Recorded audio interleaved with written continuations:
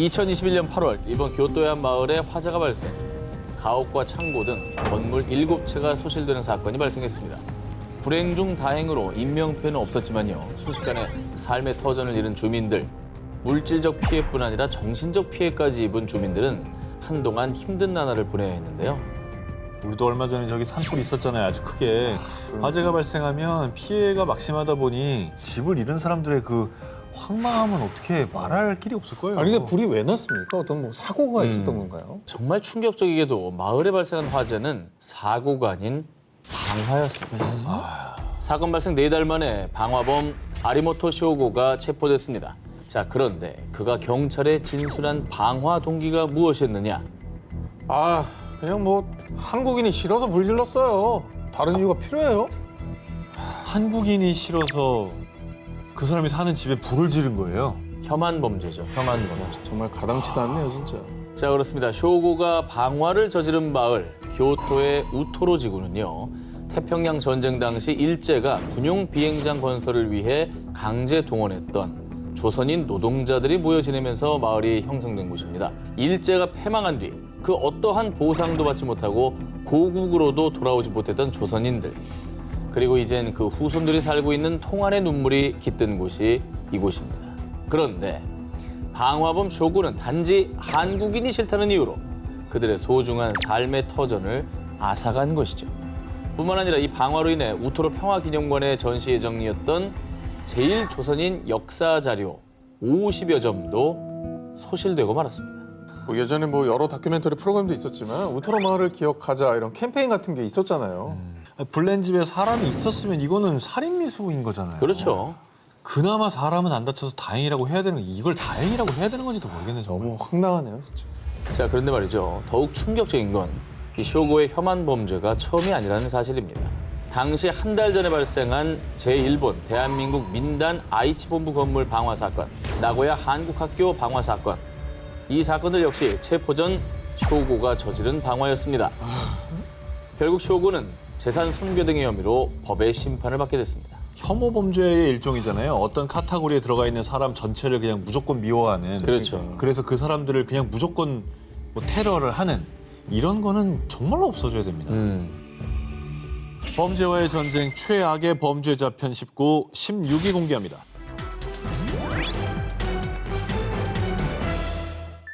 (2021년) 러시아 야로슬라브에 위치한 한 아파트에 모인 세 남성. 여러분 보고 있죠? 후원금 쏴주면 더 재밌는 거 보여드립니다. 많이 주면 다음엔 냉장고로 박살내볼게요. 이들은 문짝과 냉장고를 부수는 등 집안을 난장판으로 만드는 모습을 너튜브와 텔레그비에 생중계했고요. 후원금을 유도하며 과격한 범행을 이어갔습니다. 더 기가 막힌 건 이들이 난장판으로 만든 집은 자신들의 집도 아닌 타인의 집. 에? 그것도 가해자 중 한 명인 바딤과 교제 중인 나탈리아의 집이었습니다. 가택 침입의 기물 파손 아닙니까? 그렇죠. 후원금이 뭐라고 여친의 집을 쑥대밭으로 만든 건데요. 그런데 이건 빙산의 일각에 불과합니다. 그렇겠지. 이들이 생중계한 건 앞서 보신 난동 영상이 다가 아니었습니다. 주동자 바딤은 정말 악랄하게도 두 친구와 모의해 나탈리아에게 약물을 투여 그녀가 의식을 잃자 집단 성폭행한 뒤 쓰레기장에 유기. 심지어 이들은 끔찍한 범행을 저지르면서도 아무런 죄책감 없이 고작 후원금 때문에 이 과정을 생중계했고요. 이후 그녀의 아파트에서 난동을 부리는 후안무치한 태도를 보였습니다. 돈에 눈이 완전 멀어버렸네. 아 근데 저걸 보면서 경찰에 신고한 사람이 없었어 하는 거예요? 그걸 막아줄 사람이 없고 다 후원금을 쌌다는 거예요? 그 후원금을 쏜 사람도 문제가 있는 거 아닌가? 신고를 해야지. 사건 발생 후 경찰은 조사를 시작. 저희가 예전에 소개했던 후원금 때문에 여자친구를 성폭행하고 베란다에 방치해서 사망케 했던 러시아의 스트리머 사건을 포함해 일명 쓰레기 스트리밍 논란이 끊임없이 지속되자 러시아 내에서 후원금 때문에 범죄를 저지르는 스트리머들을 처벌하라라는 강력한 제재를 요구하는 목소리가 높아졌고요. 이에 러시아 당국은 후원금 명목으로 범행을 저지르는 스트리머들을 처벌하고 쓰레기 스트리밍 콘텐츠를 금지하는 법안을 도입했습니다. 범죄의 전쟁 최악의 범죄자 편 19, 15위를 공개합니다. 모모에 묶인 여인의 인생. 이번엔 올해 겨울 전 세계적으로 공분을 산 피해자의 모습부터 보여드립니다. 마음의 준비를 하십시오. 不能， 지금 무슨 我给你 상황이죠? 拿个衣服穿上吧。 목이 묶여 있죠, 쇠사슬에. 能不能？ 아, 지금 뭐 묶어진 거예요? 목이 묶여 있는 거예요. 문어. 개처럼. 아, 근데 구조하신 분이 저거를 고발 영상을 찍으신 거네요. 예. 사람을 어떻게 사슬로 저렇게 묶고 지금 의사소통도 잘 안 되는 되죠. 것 같은데 겁에 질려 있죠. 이게 지금 무슨 상황인지 모르겠네요. 자, 올해 1월이었습니다. 중국 장쑤성 쉬저우의 한 마을을 찾은 블로거에 의해 드러난 충격적인 광경입니다. 그곳에는 의사소통도 제대로 안 되는 한 여성이 도저히 사람이 살 수 없는 더러운 곳에서 마치 가축처럼 쇠사슬에 묶여 있었습니다. 我这样说话，你能不能听懂？不，我跟你说话能。 자, 그런데 그녀를 쇠사슬로 묶어놓은 것은 놀랍게도 그녀의 남편인 둥 씨였습니다. 심지어 남편 둥 씨는 자신과 아이들은 바로 옆에 있는 멀쩡한 집에서 생활했지만 아내는 돼지우리만도 못한 곳에서 노예처럼 부리며 금수만도 못한 대우를 받고 있었습니다. 이게 정말 자기 애를 낳은 자기 부인을 정말 도대체 왜 그런 걸까요? 아니 좀 너무 심한 말이 나올까 봐 지금 발언을 조심하게 되네요. 부인을 떠나서 사람한테 어떻게 저래? 자, 두 사람의 관계는 시작부터 정상적이지 않았습니다. 양 씨로 알려진 이 여성은 세 차례 납치 및 인신매매를 당한 범죄 피해자였습니다. 자, 그러다가 1998년부터 둥 씨 부자에게 팔려와 무려 8명의 자녀를 강제로 출산, 폭력과 학대를 견디다 못해 급기야 조현병을 앓게 됐습니다. 남편이란 작자에 의해 쇠사슬에 묶여 감금당하는 처지가 된 건데요.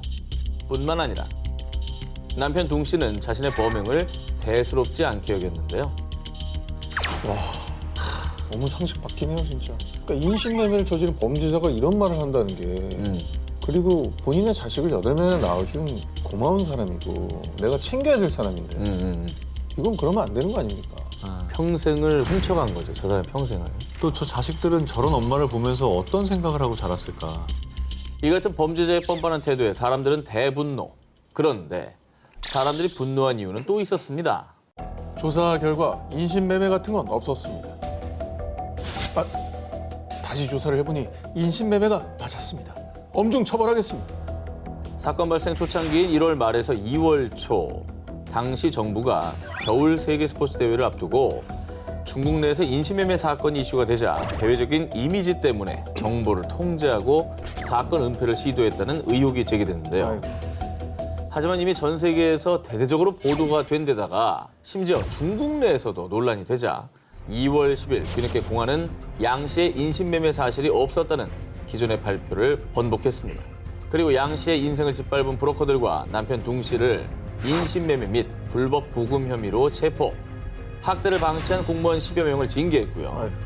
지난 3월엔 인신매매 처벌 강화 및 전쟁을 선포하며 부랴부랴 뒷수습에 나섰습니다. 그리고 처벌할 생각을 해야지. 이게 알려질 게 두려워서 이미지 때문에 이거 덮으려고 했다는 게 이게 괘씸한 거죠. 범죄와의 전쟁, 최악의 범죄자 편 19, 14위를 공개합니다. 모모 팔아넘긴 비정한 남성? 2021년 10월 베트남 미성년자 인신매매 혐의로 체포된 로포펑. 그런데 그가 범행을 저지른 데는 나름 사연이 있었다는데요. 제가 심장병 진단을 받았는데 치료비가 없어서 홧김에 그런 거예요. 2018년 9월 심장병 진단을 받은 펑은 넉넉지 못한 형편에 치료비를 구할 길이 없자 어린 소녀를 중국으로 인신매매, 그 대가로 심장병 치료비를 마련한 건데요. 저걸 누가 이해를 하고 아 그럴 수도 있겠구나라고 동정을 하겠어요. 아니 아이들 잃어버린 부모의 인생은 그 삶은 어떻게 하는 겁니까? 지 살자고 말이죠.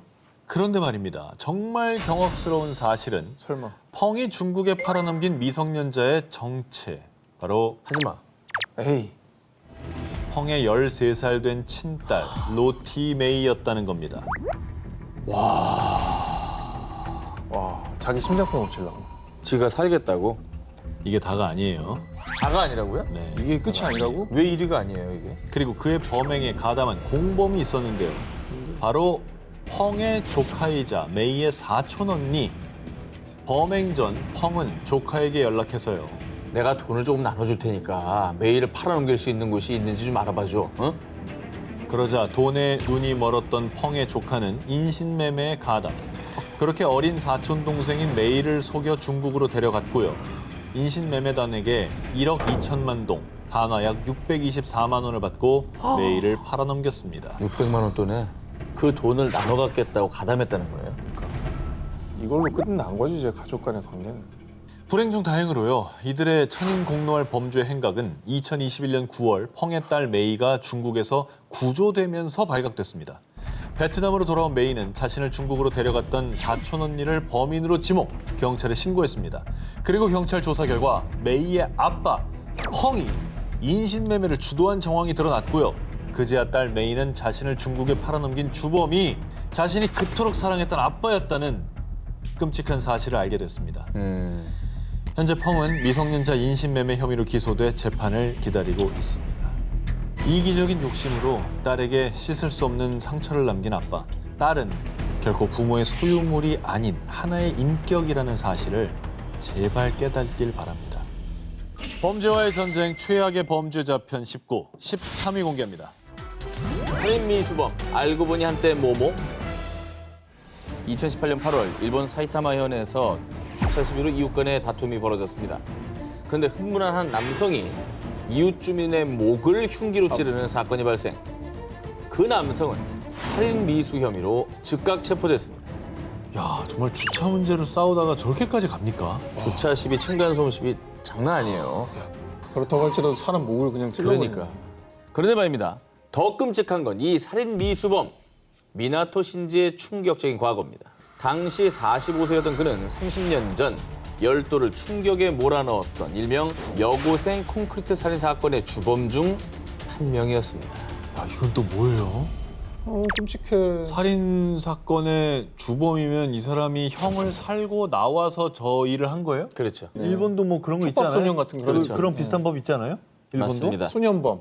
여고생 콘크리트 살인 사건은 1988년 4명의 10대 소년이 17살 소년을 납치, 무려 40일 넘게 폭행, 성고문을 한 뒤에 피해자가 사망하자 소년들이 시신을 드럼통에 넣어서 콘크리트로 묻어버리고요. 유기한 사건입니다. 너무나도 잔혹한 범행 수법에 사람들은 범인들의 사형을 주장, 일본 열도가 들끓었는데요. 하지만 당시 미나토 신지는 15살. 그 시절 소년법 적용을 받는 나이였기 때문에요. 법원은 미나토 신지에게 징역 5년 이상, 9년 이하의 부정기형을 선고. 그러자 사람들은 그렇게 끔찍한 죄를 저질렀는데 어리다는 이유로 솜방망이 처벌한다는 건 안 된다! 라며 거센 비판을 쏟아낸 바 있습니다. 이게 어디까지 봐줘야 되느냐. 그러니까 아직 어리니까 아직 판단의 기준이 정확하지 않고 그렇기 때문에 조금 교화의 가능성을 믿고 덜 법을 이제 적용하는 거잖아요. 근데 그래서 그걸- 이제 촉법소년이라는 제도를 만든 건데. 근데 문제는 이걸 알고 이용하고 악용하는 사람이 있다는 거죠. 그렇죠. 자, 그리고 더욱 경악스러운 거는요. 미나토 신지와 함께 소년법 적용을 받았던 콘크리트 살인 사건의 공범 4명 중 3명이요. 출소 이후에도 납치와 감금, 폭행, 사기 등의 혐의로 또다시 수감됐었다는 사실이었습니다. 이게 처음에 처벌이 제대로 됐다면 생기지 않았을 피해자가 더 생겼다는 거잖아요. 그렇죠. 그 적용을 받아서 교화된 친구들도 있단 말이에요. 있겠죠. 이게 이제 당연히죠. 공존하고 있기 때문에 어려운 문제죠. 철없던 시절에 나를 반성하고 좋은 삶을 살게끔 하기 위해 저런 제도를 만든 거니까. 그렇죠. 근데 저렇게 버젓이 피해자가 있는데 이게 절대적으로 옳다라고 하기도 뭐해요. 왜냐하면 그 가족들도 있고 피해자도 있으니까. 그렇죠. 그래서 이제 소년법 적용 연령을 좀 낮추자 이런 의견도 있잖아요. 그죠? 그렇죠. 예. 중요한 거는 죄를 지은 아이들이 진심으로 반성하고 새 삶을 살 수 있게 교화할 수 있는 제도를 정말 잘 마련하고 그 사람에게 맞는 교화형을 주고 교육을 시켜주는 게 진짜 중요할 것 같습니다. 일본 소년 범죄 역사상 최악의 범죄를 저지르고도 또다시 흉기를 든 미나토 신지 사건에서 알 수 있듯이요. 촉법 소년 문제는 우리 사회가 심각하게 고민하고 함께 해결책을 찾아야 할 것입니다. 범죄와의 전쟁 최악의 범죄자 편 19, 11위를 공개합니다. 아버지가 흘린 모모 눈물.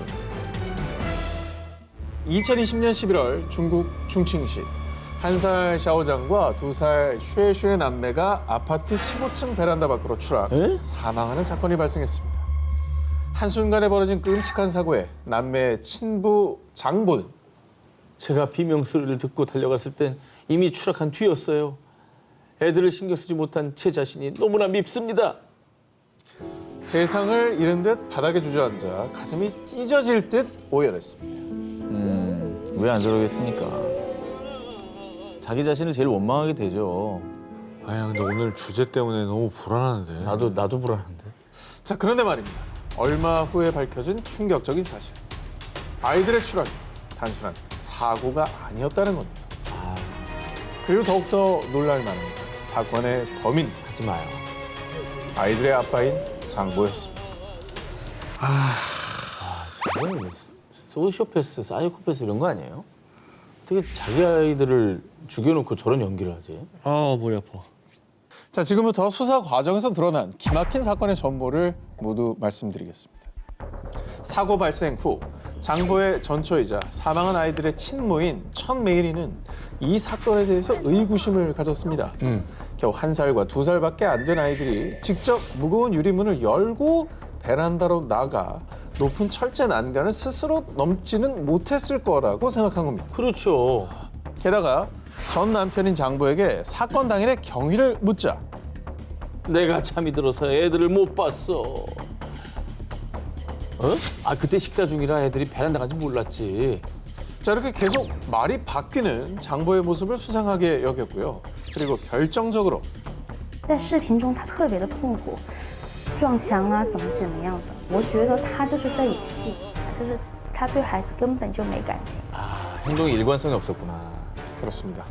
평소 아이들에게 관심이 없었던 사람이 땅바닥에 주저앉아 오열하는 저 모습이 가장 의심스럽다고 합니다. 자, 그렇게 친모 천 씨 신고로 재수사에 돌입한 결과 어린 남매의 추락사는 단순 사고가 아닌 친부에 의한 고의적인 살인 사건으로 밝혀졌던 건데요. 왜 이렇게 이상한 놈들이 많지 오늘 진짜. 근데 오열하던 모습이 너무 역겹네요. 아니 근데 이건 왜 그런 거래요? 왜 자기 애들을 그렇게 죽인 거래요? 장보가 친자식을 살해한 이유는 더욱더 충격적입니다. 애인과 헤어지지 않으려면 애들을 죽여야만 했어요. 제 애인을 기쁘게 해주고 싶었다고요. 평소 장보의 자녀들을 못마땅하게 여겼던 장보의 애인 예쟁첸이 살인을 종료합니다. 이 두 사람은 사건 한 달 전부터 수차례 메시지를 주고받으면서요. 살인 방법, 성공 가능성 등을 눈이 치밀하게 계획했습니다. 그렇게 사건 당일 두 사람은 계획대로 어린 남매를 베란다로 강제로 끌고 와 창밖으로 아이들을 집어 던졌던 겁니다. 아니 마지막에 자기가 던져지면서 자기 아빠의 얼굴을 봤을 때 그 애는 어떤 생각을 했을까? 너무너무 어리석다. 너무 어리석어. 사건 조사 후 진실이 밝혀진 뒤 중국 법원은 추악한 행태를 저지른 그들에게 사형을 선고했는데요. 비뚤어진 사랑에 눈이 멀어 천륜을 저버린 비정한 아버지. 지옥에서라도 그 죄를 갚아야 할 겁니다.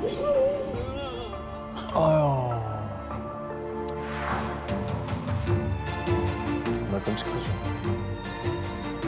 야 걔네들한테 너무 미안하다. 진짜 미안한 거지. 범죄와의 전쟁 최악의 범죄자 편 19 10위 공개합니다. 탐욕 때문에 모모와 계약한 살인자. 2020년 6월 영국 런던 킹스버리의 한 공원. 사이좋은 자매인 언니 비바 헨리와 동생 니콜 스몰만이 괴한에 의해 살해되는 사건이 발생했습니다. 끔찍하게도 자매는 수십 차례나 흉기에 난자당해 시신의 상태는 너무도 참혹했습니다. 이게 범행 수법이 너무 잔혹한데 원한에 의한 살인이었던 겁니까? 수사 결과 체포된 범인은 다니엘 후세인. 그는 피해자들과는 일면식도 없는 사이였습니다. 자, 그럼에도 불구하고 그가 이 자매를 살해한 충격적인 이유는 복권 당첨 때문이었다고요. 뭔 소리야? 아니 복권 당첨이랑 살인이랑 뭔 관계예요? 이게 뭔 소리예요? 잔혹한 살인마 후세인의 머릿속에는요, 온통 부와 권력에 대한 욕망뿐이었습니다. 후세인의 주장에 따르면 난 지옥의 왕에게 재물을 바치는 대가로 복권 당첨이 되는 계약을 체결했다고요. 하나로 약 5,200억 원 상당의 복권에 당첨되는 조건으로 오컬트 신앙의 악마인 루키포게의 르포 칼레에게 사람을 제물로 바쳤다는 겁니다. 실제로 후세인의 방에서는 3장의 복권이 발견됐고요. 그는 평소 온라인 커뮤니티에서 사탄주의와 신비주의에 대해 연구하는 악마와 흑마법 등에 단단히 심취해 있었다고 합니다. 자, 그런데 그가 자신의 피로 서명한 악마와의 계약서에는요, 또 하나의 충격적인 내용이 있었습니다. 제게 부와 권력을 주시면 6개월마다 최소 6명의 여성을 죽여서 바치겠습니다. 저 피로 쓴 거 봐. 짜증나. 사인 바이 뭐야. 에휴. 근데 진짜 소름 돋지 않아요? 만약에 체포 안 됐으면 그러니까요. 6명씩 여성들이 살해됐을 거 아닙니까? 계속 죽였겠죠. 네. 복권은 당연히 안 됐을 거고 복권이 안 된 게 재물이 부족해서라고 생각했을 거고 뭐야. 더 많은 재물을 바쳐야겠다 이렇게 생각을 했겠죠. 후세는 결국 영국 법원으로부터 종신형을 선고받았습니다. 부와 권력에 대한 삐뚤어진 욕망으로 생면부지의 두 여성을 잔혹하게 살해한 남자. 본인 스스로가 악마가 된 최악의 범죄자였습니다. 범죄와의 전쟁 최악의 범죄자 편 19, 8위를 공개합니다. 모모 거절하자 살해? 2021년 7월 파키스탄. 전직 외교관의 딸로 부유한 집안에서 자란 27세 여성 누르 무카담. 그녀는 오래된 친구이자 역시 부유한 가문에서 자란 30세 남성 자히르 자페르를 만나러 나간 뒤 다음 날이 되도록 연락이 되지 않았습니다. 자페르, 우리 무카담이랑 아직 같이 있니? 널 만나러 나간 후 연락이 안 돼. 아니요? 전 모르겠는데요. 그런데 얼마 뒤에 싸늘한 시신으로 발견된 무카담. 그리고 정말 놀라운 건 그녀의 시신이 발견된 곳이 자페르의 집이었다는 점입니다. 근데 모른다고 해? 아이고. 아니, 왜 살인을 저지른 겁니까? 그가 그녀를 살해한 이유는 더 기가 막힙니다. 사건이 발생하기 얼마 전 자페르는 무카담에게 청혼을 했습니다. 하지만 그를 친구로만 생각했던 무카담은 그의 청혼을 거절. 그러자 자페르는 앙심을 품고 무카담을 자신의 집으로 유인해서 감금한 뒤 폭행, 잔인하게 살해했던 것이죠. 이 친구가 나를 사랑하는 게 아니라 소유하려고 한다는 걸 알았으니까 거절한 거예요. 거절을 잘했는데 잘한 거지. 문제는 정말 더 나쁜 놈이었던 거잖아요. 진짜. 자, 그리고 더욱 안타까운 건요. 무카담은 살해당하기 직전 자페르 집에서 탈출을 시도했는데 그런데 자페르 집에 근무하던 정원사와 경비원이 이를 방해, 도망치던 그녀를 다시 자페르에게 데려간 겁니다. 저건 뭐예요? 탈출을 시도한 무카담에게 더욱 분노한 자페르는 무카담을 잔인하게 참수. 단지 청혼을 거절했다는 이유로 자페르는 무카담을 무참히 살해한 것이죠. 저 정원사하고 경비원은 뭐는 아무리 자기 월급 주는 사람이라도 그렇지. 저게 말이 됩니까, 저게? 한 사람의 생명에 걸린 걸? 그냥 공범이죠, 공범. 자, 그런데 경찰에 체포된 사람들은 주범 자페르뿐만 아니라 무카담의 도주를 막았던 정원사와 경비원. 거기에 자페르의 부모까지 포함되어 있었다는 사실. 부모는 왜? 왜? 아들을 범죄자 만드는데 동조를 했다고? 자, 자페르의 부모는 자신의 아들이 무카담을 잔인하게 살해한 사실을 알고도 사건을 은폐, 증거 조작 혐의까지 받았습니다.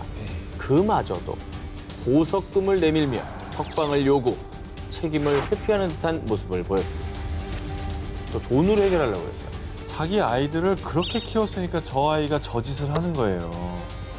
자, 게다가 자페르 측의 변호사는 처벌의 수위를 낮추기 위해서 자페르에게 정신적 문제가 있다고 지속적으로 주장합니다. 파키스탄 시민들은 자페르 집안 배경 때문에 공정한 처벌이 이루어지지 않을까 봐 우려해서 수많은 사람들이 거리로 나와 시위까지 벌였습니다. 결국 자페르는 사형을 선고받았습니다. 무카담의 탈출을 막은 정원사와 경비원은 각각 징역 10년형을 선고받았습니다. 돈과 권력이 있으면 뭐합니까? 인간이 먼저 돼야죠. 그 부모의 그 자식이라는 생각밖에 안 드는 거예요. 그러네요. 범죄의 전쟁 최악의 범죄자 편 19, 6위를 공개하겠습니다. 모모의 잇따른 죽음. 2017년 7월 미국 웨스트버지니아주 한 보훈병원에 입원해 있던 로버트가 갑작스런 저혈당으로 사망.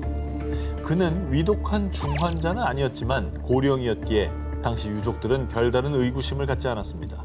그런데 이후 이 병원에서 불과 1년 사이에 환자 7명이 갑자기 사망. 이들 역시 생명이 위독한 중환자가 아니었는데요. 사망자들의 공통점은 1년 전 사망한 로버트와 같은 사인, 그리고 미국의 참전용사라는 사실이었습니다. 참전용사면 이제 고령이긴 할 거예요. 근데 생명이 위독한 중환자도 아니었고요. 게다가 7명이 같은 병원에서 같은 사인으로 사망했다는 게 너무나 이상합니다. 참전용사 환자들의 연이은 죽음에 의문을 품은 병원이 감사를 요청. 조사 결과 참전용사들은 타살당했다는 사실이 밝혀졌습니다. 그런데 충격적이게도 범인은 다름 아닌 누구예요? 환자들을 돌보던 간호조무사 레타 메이스였습니다. 아유, 진짜 왜 그러냐? 아 근데 생명을 살려야 될 뿐이. 야간 교대 근무를 하던 그녀는 고령의 참전용사들에게 그 어떤 처방전도 없이 치사량의 인슐린을 투여. 아유. 무려 7명의 참전용사를 강제로 안락사시켰던 겁니다. 그러니까 살해당한 피해자들은 모두 제대로 치료받았으면 더 오래 살 수 있었던 겁니다. 이 살인범 메이스의 주장에 따르면요. 나는 고통을 겪는 환자들이 품위 있게 생을 마감할 수 있도록 도와준 것뿐이라고요. 그걸 왜 네가 판단하냐? 그렇지. 그게 핵심이죠. 원한 죽음이 아니잖아요 이게. 살인이잖아요. 살인이죠. 심지어 메이스는 사전에 범행을 철저히 계획, 인터넷에 여성 연쇄 살인범을 검색하는가 하면 간호조무사라는 직업과 지식을 이용해 사람을 살해한 사람들의 이야기를 다룬 영상을 찾아보기도 했는데요. 더욱 충격적인 건 참전용사를 살해한 메이스가 전직 군인 출신이었다는 사실. 범행이 발각되자 메이스는 비겁하게도요. 제가 예전에 군복무를 오래 해서 우울증이 심해요. 좀 봐주세요. 군 복무로 각종 정신질환을 겪었다며 정상 참작을 요구. 하지만 사건을 재판한 판사는 당신은 누구도 예상하지 못한 최악의 괴물입니다. 라며 단호히 판결. 희생자 수와 같은 7회 연속 종신형을 선고했습니다. 죗값을 마땅히 잘 치르시길 바랍니다. 범죄와의 전쟁 최악의 범죄자 편 19 4위 공개합니다. 소름 돋는 모모의 미소. 자, 이번 특종 영상 먼저 보여드립니다. 不明の規制男は警察の調べに 뭐야? まともに 여러분 어떻습니까? 이게 뭐야? 무슨 뭐 포터월이야? 왜 이렇게 좋아해? 연예인 되는데 지를 카메라가 찍는다고 좋아하는 거예요? 설마? 충격적이게도 영상 속의 남자는 2014년 12월 일본 도쿄에서 이웃 여성을 흉기로 수차례 찌른 뒤 경찰에 체포된 32세 남성 다나카 카츠히코. 뭐야? そして 그는 평소 원한 관계도 없던 옆집 여성을 찾아가 흉기로 11차례나 공격. されていた 다행히 생명에 지장이 없었던 피해자가 곧바로 신고해서 현행범으로 체포됐습니다. 영상에서 보셨듯이 체포되는 과정에서도 취재진을 향해 미소를 지으며 V 포즈를 취하는 등 뻔뻔하고 기이한 행동을 보이며 모두를 분노케 했죠. 아니 어떻게 범죄를 저지르고 저런 표정을 지을 수가 있죠? 아니 만에 하나 진짜 그분 잘못돼가지고 돌아가셨으면 저런 표정이 나오는 진짜 이해가 안 되네 진짜. 범행 자체도 충격적이었지만 체포된 후 조사를 받는 그의 태도는 더욱 놀라웠습니다. 범행 당시 약물 중독 상태였던 그는 수사관에게 내가 찔렀어 라며 자랑처럼 소리를 지르거나 구속 후 변호사를 만나기 위해 접견실에 갈 때는 춤까지 추면서 등장. 시종일관 하이텐션을 유지했습니다. 정신병인 거라고 생각하는데 그렇다고 해서 감형을 하는 건 말도 안 된다고 그래. 생각해요. 아 그것도 말이 안 돼. 또 할 걸?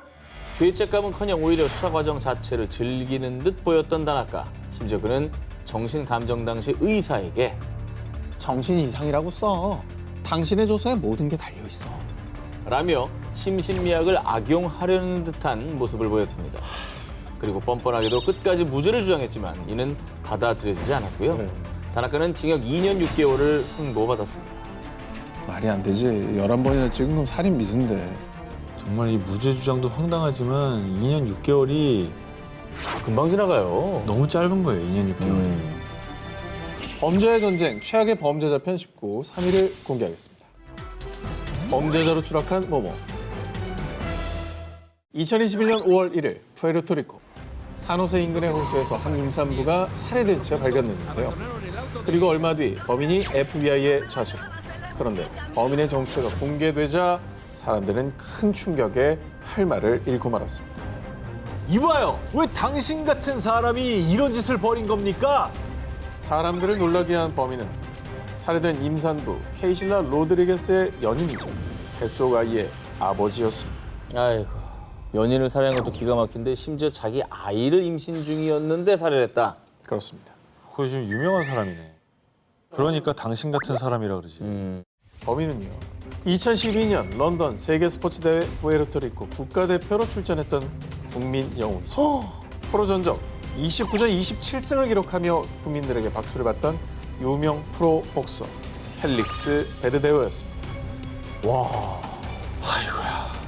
아, 왜 그런 거야? 왜? 뭐 때문에? 뭐라고 들어도 이해는 안 가겠지만 드러나 봅시다. 사실 펠릭스는 가정이 있는 유부남. 사망한 케이실라와는 이 부적절한 내연 관계였습니다. 뭘 잘한 게 있다고? 그런 뭐? 내 애를 가졌다고? 설마 낳으려고? 내 커리어하고 가정을 망칠 셈이야? 케이실라가 자신의 아이를 임신하자 내연 관계가 들통날 것을 우려 자신의 명성에 금이 갈까 두려웠던 그는 급기야 공범과 함께 케이실라를 살해하기로 결심했는데요. 펠릭스는 그녀를 차에 태워 폭행한 뒤 미리 준비한 약물을 투여하고서 철사로 팔과 다리를 결박, 자신의 아이를 임신한 케이실라를 차디찬 강물에 빠뜨려 살해했고요. 심지어 정말 잔인하게도 총으로 확인 사살을 하는 악랄함까지 보였습니다. 자신의 죄를 더 큰 악행으로 감추려 한 펠릭스. 하지만 그의 추악한 범죄는 케이실라 가족의 실종 신고와 경찰의 조사로 덜미가 잡혔는데요. CCTV, 전화 위치 추적, 목격자 진술 등 수사망이 좁혀오자 그는 결국 자수를 했습니다. 잡힐 것 같으니까 자수한 거네요. 진짜 돌머리다. 와, 자기 명성에 금이 갈까 봐 살인을 한다고? 저 사람의 경기를 보면서 한 대라도 더 때려라, 한 대라도 덜 맞아라 그 응원했던 사람들은 그럼. 그게 뭐냐고요 도대체. 그 마음은 뭐냐고. 펠릭스와 공범은 납치 및 살인, 태아 살인 혐의로 기소됐는데요. 자, 그런데 더욱 분노할 일은 펠릭스는 자수를 했음에도 불구하고 경찰 조사와 재판 과정에선 뻔뻔하게도 입장을 바꿔 변호사를 통해 무죄를 주장.